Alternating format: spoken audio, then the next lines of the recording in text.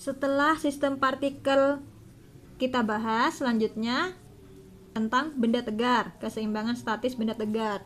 Syaratnya ada 2, tapi untuk yang benda tegar, yang syarat sigma F sama dengan 0 dianggap sudah terbukti. Jadi nggak usah dihitung lagi. Yang harus kalian hitung hanya sigma torsi sama dengan 0. Jadi ini yang harus dibuktikan.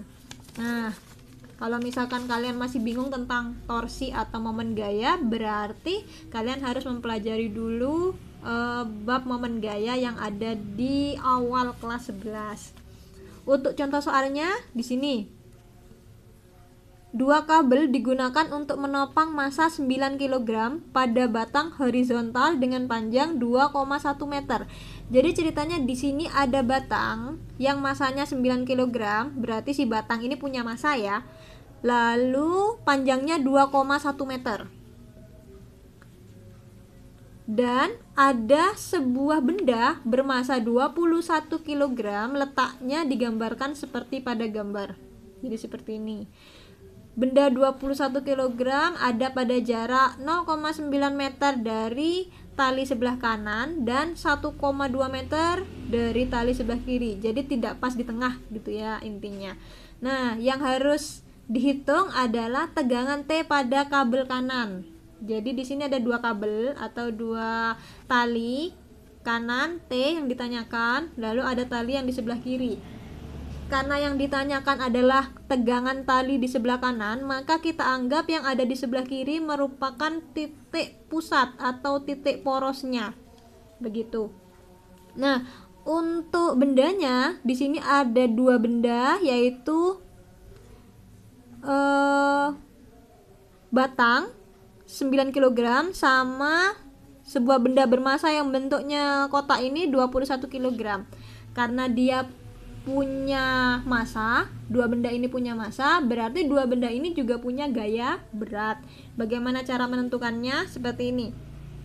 Untuk yang batang, karena dia punya massa 9 kg, berarti dia juga punya gaya berat. Letaknya di mana? Ada di tengah-tengah. Nah, ini berarti W batang. Ada di tengah-tengah. Berarti kalau di sini panjangnya 2,1, berarti W batangnya terletak pada 1,05 meter dari kiri dan 1,05 meter dari kanan. Jadi pas di tengah. Untuk yang benda kubus ini, kotak ini, dia juga ditaruh di titik beratnya. Untuk gaya beratnya, titik beratnya ada pas di tengah. Jadi seperti ini. Ini W balok, kubus ya. Nah, berarti di sini ceritanya ada poros atau sumbu di sini. Lalu ada gaya W batang, ada gaya W kubus, dan ada gaya tegang tali. Gayanya ada 3. Kalau misalkan mau digambarkan seperti ini. Ini poros, lalu di sini ada W batang, di sini ada W kubus, terus di sini ada tegangan tali yang sebelah kanan. Seperti ini bentuknya. Nah, kalau gambarnya sudah seperti ini, paling enggak kalian sedikit banyak paham, karena yang catatan kemarin tentang momen gaya kita kan contoh soalnya seperti ini semua. Nah, karena ada 3 gaya, untuk WB di sini bisa diprediksikan karena masanya batang 9 kg, berarti W-nya 90 Newton. Dapat dari mana? W sama dengan M kali G, karena masanya 9, gravitasinya 10, maka 90. Untuk yang W kubus, kubusnya masanya 21 kg, berarti W-nya 210 Newton.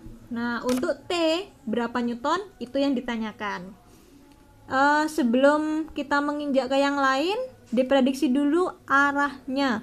Untuk yang WB, ketika ada satu batang, terus saya beri gaya ke bawah, maka batang itu akan bergerak searah jarum jam, maka WB-nya positif. Sama dengan WK. Untuk WK juga positif. Lalu untuk T, ketika batangnya saya arahkan, saya beri gaya tegang tali ke atas, berarti dia akan berputar berlawanan arah jarum jam. Masih ingat kan caranya? Cara memprediksi searah jarum jam atau berlawanan arah jarum jam. Pokoknya poin kalian untuk memprediksi bagaimana arahnya itu harus dilakukan, karena ini momen gaya tentang gerak memutar. Nah, setelah itu, oh ya, ini gayanya sudah, ini yang ditanyakan, dan jangan lupa diberi jarak. Untuk WB tadi kan pas di tengah ya, karena batangnya di sini 2,1 meter, berarti dari sini ke sini separuhnya 1,05 meter. Untuk yang ini, yang WK 1,2 meter. Untuk yang T 2,1 meter, karena T ada di ujung, jadi jaraknya sama dengan panjang batang. Nah, setelah itu baru kita masukkan di rumus. Sigma momen gaya sama dengan 0. Karena ada 3 gaya yang berperan di batang ini, berarti ada 3 momen gaya yang harus dicari. Ini misal momen gaya 1, ini momen gaya 2, ini momen gaya 3. Berarti momen gaya 1 ditambah momen gaya 2 dikurangi momen gaya 3 berdasarkan arah yang sudah kalian cari barusan. Torsi 1 ditambah torsi 2 dikurangi torsi 3 sama dengan 0. Untuk torsi, masih ingat rumusnya F kali L, bukan yang F kali L sin atau F kali L cos, tapi F kali L, karena di sini arahnya selalu tegak lurus dengan lengan momennya, kan arahnya ke bawah ke atas gitu, nggak miring, jadi pakainya yang F kali L. Nah, setelah itu yang pertama, F nya adalah bentuk WB, berarti WB dikalikan L1 misal, terus yang ini WK dikalikan L2 dikurangi, untuk F yang ketiga kan dalam bentuk T, kalikan dengan L3. WB nya 90 kali L1, jarak dari gaya ke poros 1,05. Lalu yang WK itu 210, terus jarak dari WK sampai ke poros itu 1,2. Untuk yang T yang ditanyakan dan L3 adalah 2,1. Kalau sudah dimasukkan tinggal dihitung, 90 kali 1,05 94,5. Lalu 210 kali 1,2 252. Min 2,1 T sama dengan 0. Seperti ini. 2,1 T min 2,1 T dipindahkan ke kanan, maka 94,5 ditambah 252 kan 346,5 sama dengan 2,1 T.